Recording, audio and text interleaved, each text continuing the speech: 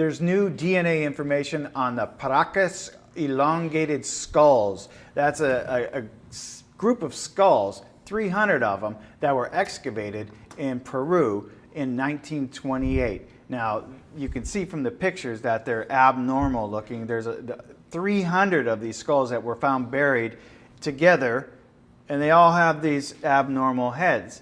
And so my first reaction when I saw this was, oh, but there are some cultures where this is considered beautiful, and cultures actually elongate their skulls. Yes. But tell us a little bit about why that is not the explanation for this. Well, this is what they're finding. First of all, in regards to that, the capacity inside the skull is larger than a normal human skull. So if they were to do that, what you're talking about, it would reshape the skull, but it wouldn't change the volume of the brain inside the skull. These are 25% larger and 60% heavier.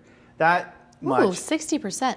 Yeah. That's a huge difference. And that alone is enough to make you go, whoa, what's going on there? But the DNA evidence that came out, to put this in perspective, these skulls are 3,000 years old, and the pyramids of Egypt are around 4,000 years old. And what they came out with was this. The researcher, who is named Brian Forster, he hired a DNA geneticist to look into this, who said this: it had mitochondrial DNA with mutations unknown in any human, primate, or animal known so far. But a few fragments I was able to sequence from this sample indicate that if these mutations will hold, we are dealing with a new human-like creature, very distant from the Homo sapiens, Neanderthals, and Denisovans. I am not sure it will even fit into the known evolutionary tree. What? So this is incomplete. It's not an entire. He's saying that the samples that he's gotten, there's this indication that yes, there's some human-like DNA that they cannot connect to previously known DNA, and of course a lot of people, skeptics, are going to criticize the actual test or the methods of the test or the which they should Sure, yes. But even the part about the volume of the brain and the weight of it is enough to make me lean in the direction of like, okay, there might be something there. Even visually, I mean, these things look photoshopped. They're so unlike any human skulls. Like so incredibly long. Yeah, and there's 300 of them, the entire population of this area. Yeah, this isn't compared with a normal human skull.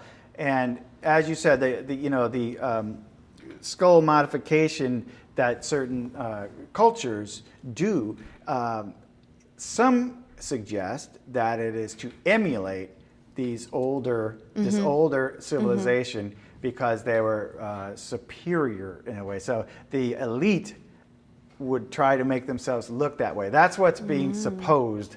I'm not saying I believe that, so don't go flaming me down in the comments, all right? Forster says this: from the doctors that I have spoken to, they have said that you can alter the shape of the skull, but you cannot increase the size of the skull. The skull is genetically predetermined to have a certain volume.